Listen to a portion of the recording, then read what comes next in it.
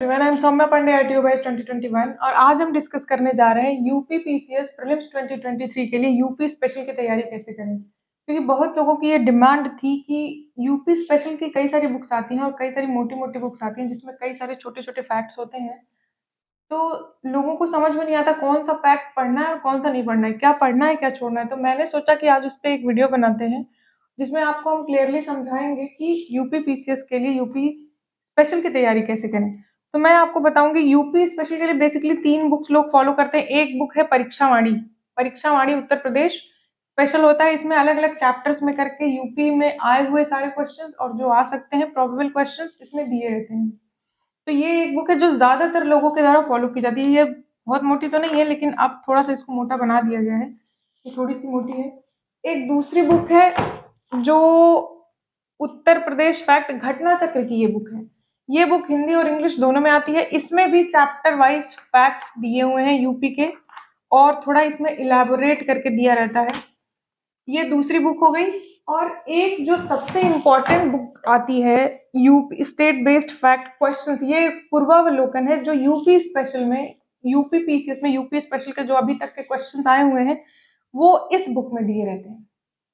तो मेरे हिसाब से मैं जब शुरुआत में पढ़ाई कर रही थी तो मैंने परीक्षावाणी फॉलो की थी और उसके बाद मैंने स्टेट बेस्ड पढ़ा था। आप बहुत ज्यादा बुक ना फॉलो करें, सिर्फ एक बुक तो आप इस तरह की फॉलो कर लें, घटना चक्र या परीक्षावाणी में से, और एक पूर्वावलोकन फॉलो कर लें।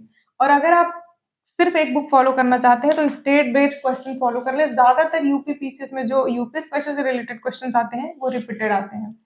तो आप अगर इनको, ये जो क्वेश्चंस आए हुए हैं पिछले 15-20 सालों में जो क्वेश्चंस आए हुए हैं वो इसमें दिया हुआ है, अगर आप उनको फॉलो कर लेंगे, उनको बहुत अच्छे से पढ़ लेंगे तो आपको यूपी स्पेशल के लिए कोई अलग से बुक पढ़ने की जरूरत नहीं है।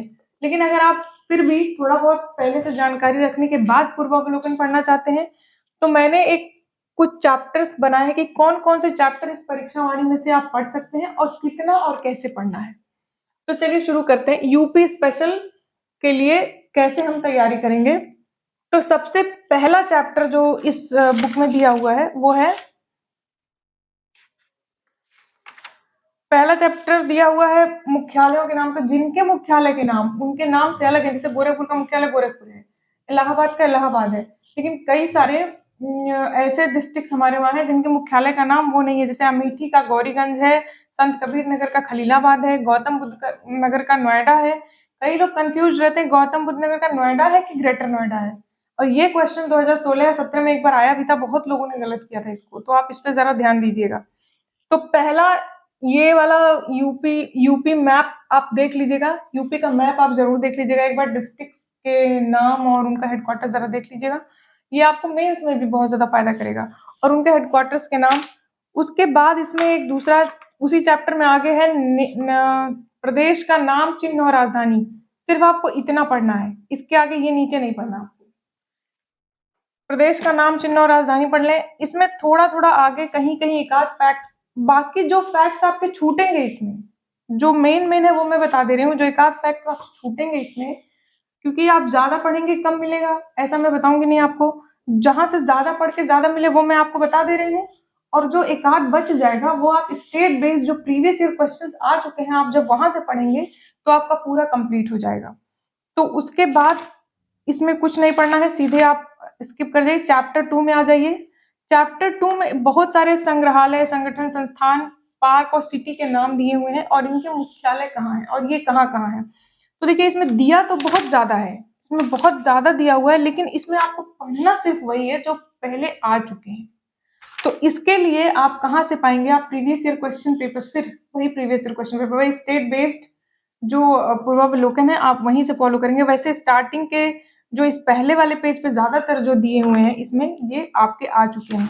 इसके बाद आप आ जाएंगे भाषा बोली संस्थान में। 4 संस्थानों के नाम आपको याद रखने हैं, हिंदी संस्थान, संस्कृत उर्दू और हिंदी शिक्षण मंडल या राज्य हिंदी संस्थान। बस आपको 4 ही 5 याद रखना है। दिए तो इसमें बहुत ज्यादा है लेकिन ज्यादातर रिपीट करके क्वेश्चंस आते हैं, तो आपको ये हमेशा ध्यान रखना है कि आपको पढ़ना वही है जो ज्यादातर आ चुके हैं। मान लीजिए एक आध क्वेश्चन अगर आ भी गया न्यू क्वेश्चन, तो उसके लिए तो आप पूरी मोटी बुक तो पढ़ेंगे नहीं, आप करंट अफेयर पर ज्यादा से ज्यादा फोकस कीजिए। वहां से ये रहता है कि जो क्वेश्चंस आएंगे वो 100% नए होंगे, सबके लिए नए होंगे, तो उस पर ज़्यादा से ज़्यादा फोकस कीजिए और डुएबल होते हैं वो क्वेश्चन।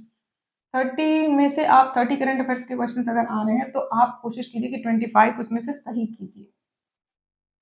ये हो गया।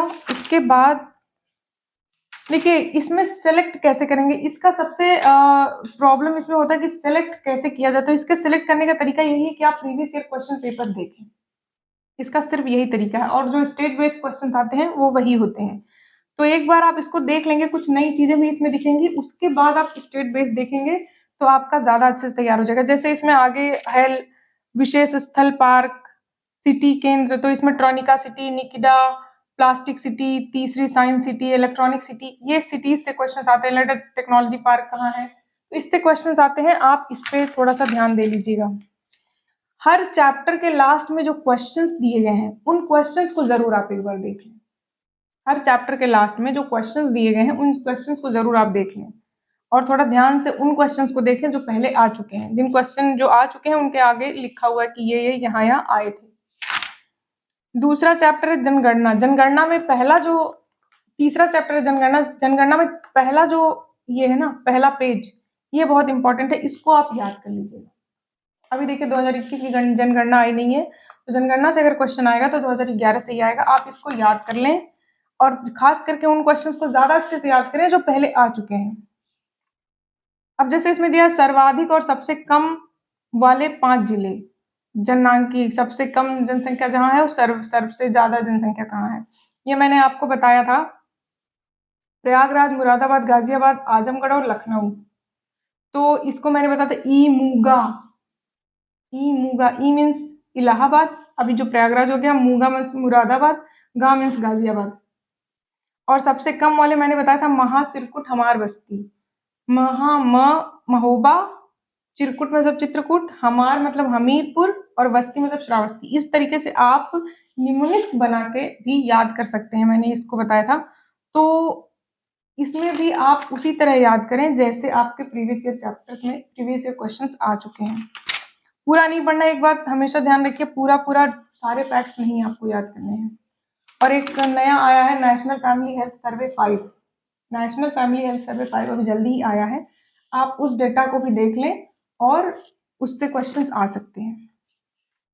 उसके बाद जैसे धर्म आधारित जनगणना है, तो आपको ये जान लेना है कि कौन से धर्म का सबसे ज्यादा जनसंख्या है उत्तर प्रदेश में और सबसे कम किसका है। उसके बाद फिर मैंने वही बताया कि जो क्वेश्चंस पीछे दिए हुए हर चैप्टर में वो जरूर आपको देख लेना है। तीसरा चैप्टर है कला संस्कृति नृत्य उत्सव मेले पर्व बोलियां।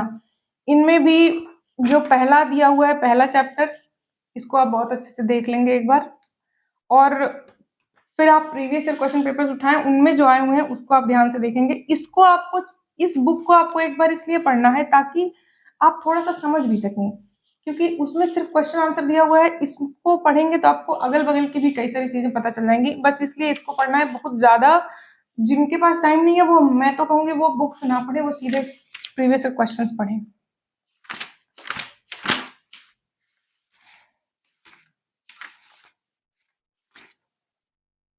और सेम ऐतिहासिक और धार्मिक स्थल में आपको पर्यटन विकास निगम की स्थापना कब हुई, ये जरूर याद कर लीजिएगा, ये कई बार आ चुका है।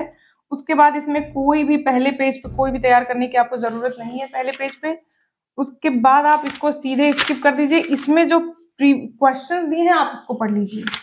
चैप्टर नंबर 6 में प्रमुख व्यक्तित्व ज्यादा आपको नहीं जानना है। जो उत्तर प्रदेश में बहुत फेमस झांसी की रानी और उस टाइम के जो लोग रहे हैं वो बस आप जान लीजिए, बहुत ज्यादा इसमें नहीं जाना फेमस व्यक्तित्व। और हाँ, इसमें जो अलग अलग कलाओं में जो फेमस रहे, जैसे नृत्य कला में या फिर पखावज में या फिर बांसुरी बजाने में, उनका जरूर आप, जो फेमस लोग हैं जो पहले क्वेश्चन में आ चुका है, अगेन जो पहले क्वेश्चन में आ चुके हैं उन्हीं को आपको देखना है। उसके बाद शिक्षा साहित्य पत्र पत्रिकाएं, एक कल्याण पत्रिका है जो गोरखपुर और कलकत्ता दोनों से पब्लिश की जाती थी, आप उसको ध्यान दे लीजिएगा। इस चैप्टर में आपको माध्यमिक और बेसिक शिक्षा के बारे में नहीं जानना है, उच्च शिक्षा के बारे में सिर्फ आप जान लीजिएगा, और कितने हमारे वहाँ केंद्रीय विश्वविद्यालय और कितने हमारे वहाँ स्टेट विश्वविद्यालय हैं और कितने डीम्ड हैं, यही बस आप याद कर लीजिएगा, ज्यादा इसमें याद करने की जरूरत नहीं है। और कितने कृषि विश्वविद्यालय हैं, बस इस चैप्टर से और ज्यादा आपको याद करने की जरूरत नहीं है। और आप फिर से लास्ट में जो क्वेश्चंस दिए हैं वो जरूर देख लीजिएगा। भौतिक संरचना एवं जलवायु चैप्टर 8 आपका है भौतिक संरचना, आपको इसको स्किप कर देना, इसको नहीं पढ़ना है। चैप्टर 9, 10, 11 इनको सिर्फ इसी तरह पढ़ना है। इसमें चैप्टर 9, 10, 11 जो है मिट्टी, कृषि, पशुपालन है। मिट्टी एक बार जरा देख लीजिएगा कि बुंदेलखंड के साइड कौन सी मिट्टी है, विंध्यन हाईलैंड के पास कौन सी मिट्टी है, और सेंट्रल यूपी में कौन सी मिट्टी है, ईस्टर्न में कौन सी है, वेस्टर्न में कौन सी है। मिट्टी जरा आप देख लीजिएगा एक आध बार बहुत अच्छे से। और 9, 10, 11 जो चैप्टर्स हैं इसमें जलवायु से रिलेटेड है, उसके बाद आपका नदी तंत्र और सिंचाई से रिलेटेड है, उसके बाद ऊर्जा संसाधन से रिलेटेड एक 11वां चैप्टर। इन चैप्टर्स को आपको जो प्रीवियस में क्वेश्चंस आए हैं सिर्फ इन चैप्टर्स के वही क्वेश्चंस पढ़ने हैं, और एक ही क्वेश्चन कई बार रिपीट करता है। आप अगर एक बार पढ़ लेंगे तो आपका काम चल जाएगा। चैप्टर नंबर 12 काफी इंपॉर्टेंट है, इस चैप्टर को आप काफी अच्छे से पढ़ लीजिएगा। इस चैप्टर का नाम है खनिज, वन्य संपदा, वन्य जीव। खनिज, वन संपदा, वन्य जीव, ये इससे कई बार पूछा। ललितपुर में कौन सा खनिज पाया जाता है, सोनभद्र में कौन सा पाया जाता है, मिर्जापुर में कौन सा पाया जाता है। लेकिन इसमें भी बहुत ज्यादा डेटा है, तो इसको भी जब आप पढ़ेंगे तो आप प्रीवियस ईयर क्वेश्चन पेपर जरूर देख लीजिएगा, और जो लास्ट में क्वेश्चंस दिए गए आप उन पे ही ज्यादा ध्यान दीजिए। बस आप एक बार जरूर इनको पूरा देख जरूर लीजिएगा, लेकिन जब आपके तैयार करने की बारी आएगी, 2-3 बार पढ़ने की बारी आएगी, तो आप उन्हीं को पढ़िए 2-3 बार जो पहले आ चुके हैं एग्जाम में। ये यूपी स्पेशल पढ़ने का तरीका है। चैप्टर नंबर 13, 14 एंड 15 फिर वही बात है कि जो प्रीवियस में क्वेश्चंस आ चुके हैं बस इनको प्रीवियस में क्वेश्चंस जो आ चुके हैं इनमें वही पढ़ना है, इसके अलावा और 13, 14, 15 चैप्टर में कुछ नहीं पढ़ना है। चैप्टर नंबर 16 जो है, चैप्टर नंबर 16 अनुसूचित जनजातियां, इनको जरा आप अच्छे से देख लीजिएगा। अनुसूचित जनजातियों पे कई बार क्वेश्चंस आते हैं। इनको जो सेंट्रल की जनजाति, जो इंटरनेशनल जातियां हैं, जनजातियां, इंटरनेशनल जनजातियां, कई बार उनके साथ मिला के दे देता है, कई बार अलग ही देता है। तो इनको भी, तो वो जो जनजातियां आपको मिलेंगी वो ज्योग्राफी में मिलेंगी। जो इंटरनेशनल से फुलानी कहाँ पाई जाती है, कालाहारी में कौन सा पाया जाता है, बुशमैन कहाँ पाए जाते हैं, इस तरह के पिग्मीज कहाँ पाए जाते हैं। तो इस तरह की जो जनजातियां हैं ये आपको ज्योग्राफी वाले बुक में मिलेगी, उसको भी वहां से भी बहुत अच्छे से आप पढ़ लीजिएगा, क्योंकि जनजातियों से ज्यादातर एक क्वेश्चन जरूर पूछा जाता है। और इसके बाद 16 चैप्टर तक ही इसको पढ़ना है। परीक्षावाणी को 17 चैप्टर, 18 चैप्टर जो इसमें दिया हुआ है ये आपको नहीं पढ़ने हैं इसमें से, वो इसलिए क्योंकि उसमें नई चीजें दी हुई है जो आपको करंट अफेयर के बुक में मिल जाएंगे। यूपी स्पेशल में इसके अलावा यूपी का बजट, यूपी बजट आता है, और economic survey, economic survey UP का, ये दो चीज आपको पढ़ना है। यूपी बजट का मैं थोड़ा सा समझाऊंगी, 2-3-4 दिन बाद एक वीडियो में यूपी बजट पे बनाऊंगी कि यूपी बजट से प्री में क्या क्वेश्चंस आ सकते हैं। यूपी बजट से ज्यादातर मेंस में क्वेश्चंस आते हैं, स्कीम्स वगैरह पूछता है, लेकिन प्री में भी क्वेश्चंस आ सकते हैं, क्योंकि यूपी की जो स्कीम्स है, यूपी की 15-20 जो स्कीम्स हैं उनमें पूछ लेता है कि ये स्कीम में बताइए कि कौन सा पहले और कौन सा बाद में लॉन्च किया गया था, कौन सी स्कीम किस एरिया के लिए फेमस है। तो कुछ 15-20 स्कीम्स उत्तर प्रदेश की काफी फेमस हैं, और यूपी बजट में इस बार 3-4 स्कीम्स निकाली गई है, और भी बहुत सारी प्रीवियस स्कीम्स है जिनका वर्णन है यूपी बजट में। तो आपको ये बजट एक बार देख लेना चाहिए, कौन सी स्कीम किस चीज के लिए है, विमेन के लिए कौन सी है, चिल्ड्रन के लिए कौन सी है, एग्रीकल्चर के लिए कौन सी है, विधवा पेंशन के लिए कौन सी है, एक बार जरा आपको देख लेना चाहिए। और इकोनॉमिक सर्वे भी ऐसे ही आपको देख लेना है कि यूपी का बजट कितने का है, यूपी का बजट कितने का है। 6,90,000 करोड़ का यूपी का बजट है, 1,00,000 करोड़, 6,90,000 करोड़ का यूपी का बजट है। तो यूपी का बजट क्योंकि कई बार पहले पूछ चुका है कि यूपी का बजट कितने का है, तो ये वाला जरूर पढ़ लीजिएगा। यूपी के बजट कौन पेश करता है ये मैं बताऊंगी जब मैं वीडियो बनाऊंगी। तो इस तरीके से आप यूपी स्पेशल की तैयारी कर सकते हैं। मैं फिर से एक बार एम्फसाइज करती हूँ कि जिनके पास टाइम नहीं है, और अब वाकई में बहुत ज्यादा टाइम नहीं है कि नई बुक पढ़ी जाए, तो आप स्टेट बेस्ड क्वेश्चंस इसी को आप पढ़ के जाइए, इसमें इंपॉर्टेंट सारी चीजें मिल जाएंगी। अगर 15 क्वेश्चंस यूपी से आते हैं, 15 तो वैसे नहीं आते हैं, 8-10 आते हैं। अगर 8-10 आते हैं तो उसमें से 5 से 6 आप करने के लिए एलिजिबल रहेंगे, अगर आप इसको पढ़ लेंगे तो आप एबल रहेंगे करने के, अगर आप इसको पूरा पढ़ लेंगे तो आप ज़्यादातर फोकस कीजिए कि यही पढ़िए। मैंने बुक्स बता दी कौन कौन सी लोग पढ़ते हैं, आप अपने हिसाब से चूज कर सकते हैं। मैंने चैप्टर्स भी बता दिए, परीक्षावाणी में कौन कौन से चैप्टर्स हैं और कौन से चैप्टर्स कहाँ से पढ़ना है। ये नाम, चिन्ह, राजधानी, एनसीआर के डिस्ट्रिक्ट, एनसीआर में कितने डिस्ट्रिक्ट आते हैं, 8 डिस्ट्रिक्ट आते हैं, और कौन कौन से हैं इसको याद रखिएगा। संगठन संख्या, स्पेशल सिटीज जैसे ट्रॉनिका सिटी, लेदर सिटी। जनगणना भी मैंने बता दिया, फर्स्ट पेज को, जनगणना वाले फर्स्ट पेज को कंप्लीट पढ़ना है। कला संस्कृति में जो फेमस पर्सनालिटीज हैं, वेरी सिलेक्टिव, बहुत ही सिलेक्टिव तरीके से पढ़ाई करनी है आपको। ऐतिहासिक स्थल की बहुत ही सिलेक्टिव, व्यक्तित्व की, सब चीज की बहुत ही सिलेक्टिव स्टडी करनी है। फोकस इस पे रहना चाहिए जो प्रीवियस में आए हैं वो ज्यादा से ज्यादा, प्लस करंट। देखिए बहुत ही लिमिटेड रिसोर्स रखिए, क्योंकि जब आप लिमिटेड रिसोर्स रखेंगे तो आप ज्यादा से ज्यादा अच्छी नॉलेज ग्रैब कर पाएंगे। जब नॉलेज आपकी अच्छी होगी तो आप अगर 5 क्वेश्चन आते हैं तो 3 तो कम से कम आप कॉन्फिडेंस के साथ सही कर लेंगे। मान लीजिए कि 5 क्वेश्चन आते हैं और आपने उन सबको पढ़ा है, लेकिन आप कंफ्यूज हैं कि सबके आंसर्स क्या होंगे, तो क्या फायदा पढ़ाई करने का। तो आपको 150 क्वेश्चन में से नेट 90 क्वेश्चन आपको सही करने, 60 क्वेश्चन से आपका कोई मतलब ही नहीं। हमेशा 120 प्लस ही अटेम्प्ट कीजिएगा, 120 प्लस अटेम्प्ट कीजिएगा, ये मान के चलिए 120 प्लस अगर आप अटेम्प्ट करेंगे, 20 क्वेश्चंस अगर आपके गलत भी होते हैं, 120 में से अगर मान लीजिए 20 नहीं, लेकिन अगर 16-17 आपके गलत भी होते हैं तो भी आप 90 पे रहेंगे। तो ये एक अच्छी स्ट्रैटेजी है। 120 प्लस मतलब 125 के आसपास करिएगा आप। तो इस तरीके से आप यूपी स्पेशल की तैयारी कर सकते हैं।